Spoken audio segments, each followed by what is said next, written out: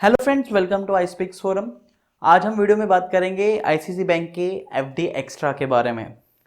हम दो तीन यूजर्स ने मुझसे पूछा था एफडी एक्स्ट्रा का रिव्यू दूं, तो इसलिए मैं आज ये वीडियो बना रहा हूं।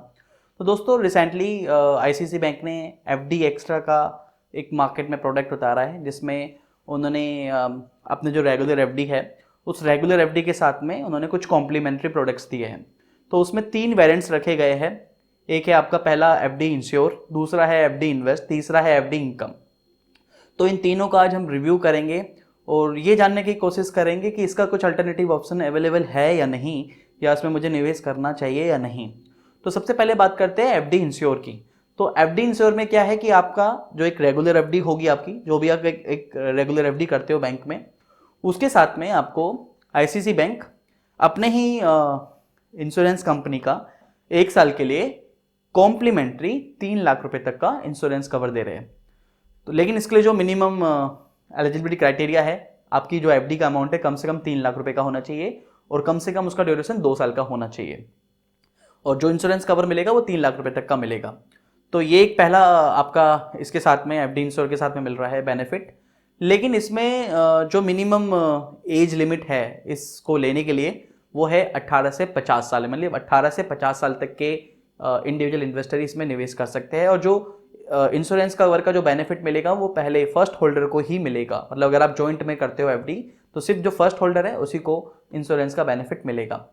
तो अगर मैं इसको बात करूं, इसके कंपैरिजन की बात करूं, तो दोस्तों सबसे पहले तो ये है कि इन्वेस्टमेंट और इंश्योरेंस एक दो अलग अलग चीज़ें हैं। और अगर मैं टर्म प्लान की बात करूं, इंश्योरेंस कवर की बात करूं, तो जैसा कि हम सब जानते हैं कि अगर मेरी सालाना इनकम, सालाना आय मेरी अगर 7 लाख रुपए है, तो कम से कम 70 लाख रुपए का कवर मेरे पास होना चाहिए। तो उस हिसाब से 3 लाख रुपए कुछ भी नहीं है। और दूसरा कि पहले साल तो आपको जो इंश्योरेंस कवर मिलेगा वो कॉम्प्लीमेंट्री फ्री मिल रहा है, उसमें आपको कोई प्रीमियम पे नहीं करना।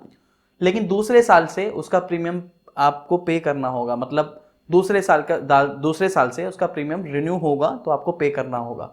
और आईसीसी बैंक का term plan as compare to जो अदर प्राइवेट इंश्योरेंस कंपनी हैं उनसे कॉस्टली पड़ता है। तो इससे ज़्यादा बेटर होगा कि आप किसी एक नॉर्मल जो प्लेन वैनिला प्रोडक्ट है टर्म प्लान, वो लीजिए, ज़्यादा बेटर होगा। और अगर मुझे एफडी करनी है तो मैं देखूंगा कि मुझे जहाँ पे इंटरेस्ट ज़्यादा मिल रहा है मैं वहाँ करूँगा। अगर मैं बात करूँ Utkarsh small finance companies, small finance, वहाँ पे दे आर गिविंग यू 9% का rate of interest on 2 years FD. और डीसीबी बैंक का भी एग्जांपल देख सकते हो। डीसीबी बैंक ने भी सेम इसी लाइन में अपना सुरक्षा एफडी करके एक प्रोडक्ट मार्केट में लॉन्च किया है, जिसमें they are giving you up to 50 lakh rupees of insurance cover. और जो मिनिमम एलिजिबिलिटी क्राइटेरिया है आपका एफडी का वो है 10,000 रुपये का, और दे आर गिविंग यू 8.05% का rate of interest on FD. तो इससे ज़्यादा बेटर होगा कि मैं किसी एक नॉर्मल रेगुलर एफडी करूँ और इंश्योरेंस में टर्म प्लान लूँ। तो इस वेरिएंट में मुझे कुछ खास दम नहीं लगता। दूसरा जो इन्होंने प्रोडक्ट इसका ही एफडी एक्स्ट्रा का जो दूसरा वेरिएंट है मार्केट में वो है एफडी इन्वेस्ट। एफडी इन्वेस्ट में बेसिकली क्या है कि आप एक नॉर्मल एफडी करोगे बैंक में, रेगुलर एफडी, जिसपे वो they are giving you 7.25% rate of interest. और उस 7.25% इंटरेस्ट को they are dividing in monthly, और उसको मंथली एसआईपी कर रहे हैं वो। मतलब आईसीसी बैंक में जो भी आप एफडी रखोगे, जो भी उसका इंटरेस्ट अमाउंट मिलेगा उस इंटरेस्ट अमाउंट की एसआईपी हो जाएगी। लेकिन एसआईपी आपकी होगी आईसीसी के पर्टिकुलर फंड में ही।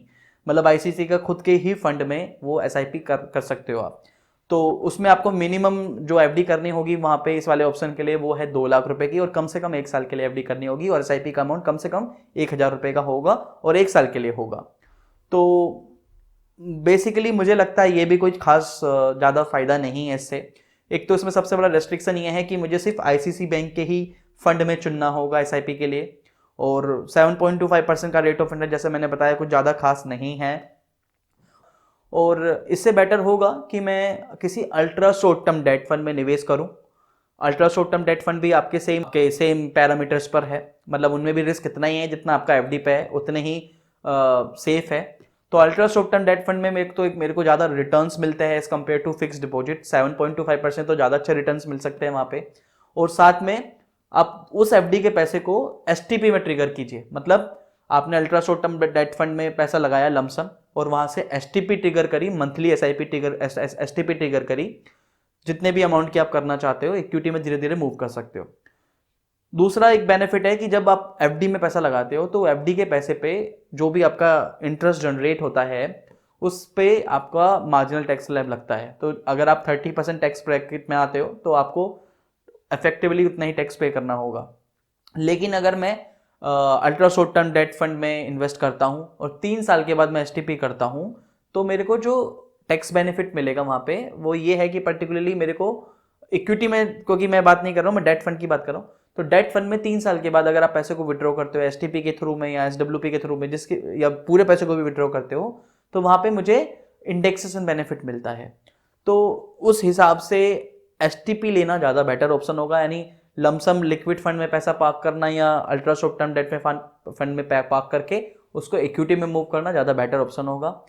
प्रोटेक्शन भी आपका पैसे का उतना ही रहेगा जितना एफडी पे है, और साथ में ग्रोथ भी उसी हिसाब से अच्छी मिलेगी, क्योंकि आप वहाँ पे किसी भी पर्टिकुलर फंड में एसटीपी कर सकते हो। तो ये भी कोई खास ऑप्शन नहीं है आईसीसी बैंक के एफडी इन्वेस्ट में। तीसरा जो इन्होंने वेरिएंट दिया है वो है एफडी इनकम।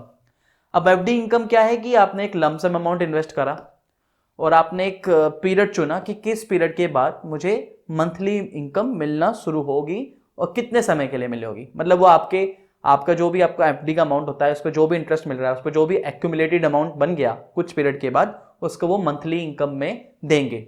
ये तीसरा ऑप्शन है।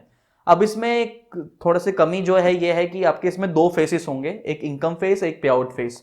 तो इनकम फेस भी कम से कम 2 साल के लिए होना चाहिए, पे आउट फेस भी आपका कम से कम 2 साल के लिए होना चाहिए, यानी कम से कम 4 साल के लिए आपको एफडी करनी होगी।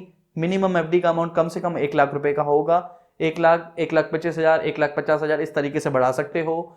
मिनिमम एफडी का जो टाइम होगा वो 4 साल के लिए होगा, और rate of interest 7.25% rate of interest मिल रहा है आपको। तो 7.25 के हिसाब से अगर मैं इसे कैलकुलेशन में बताऊं आपको कि इन्होंने जो अपनी ही वेबसाइट पे जो कैलकुलेशन दी है उसके हिसाब से, अगर आप 1 लाख रुपए की एफडी करते हो और 24 मंथ्स का अगर आपका इन्वेस्टमेंट फेस होता है, 7.25% का रेट ऑफ इंटरेस्ट मिल रहा है, तो जो टोटल कॉर्पस जनरेट होता है वो होता है 1,15,454 रुपए। उसके बाद चौथे साल से, तीसरे साल से जो आपको पे आउट मिलने लगेगा मंथली, वो मिलेगा 5,182 रुपए। ये आपको नेक्स्ट 24 मंथ्स मिलेगा। इसी तरीके से अगर 2 लाख रुपए की एफडी करते हो तो 2 लाख रुपए की एफडी पे आपको जो तीसरे साल से, यानी तीसरे साल से जो पहले महीने से मिलने लगेगा वो मिलने लगेगा 10,365 नेक्स्ट 24 मंथ्स मिलेगा। तो ये भी कोई खास ऑप्शन नहीं है। एक तो आपका पैसा लॉक है, 4 साल तक के लिए पैसा लॉक है।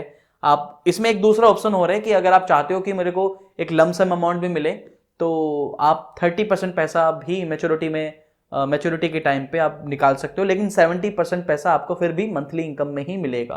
तो एक तो आपका पैसा लॉक है, इंटरेस्ट भी कोई ज़्यादा खास मिल नहीं रहा है, और इनकम फेस और पे आउट फेस को जो आपने स्टार्टिंग में चुन लिया आप उसको चेंज भी नहीं कर सकते हो।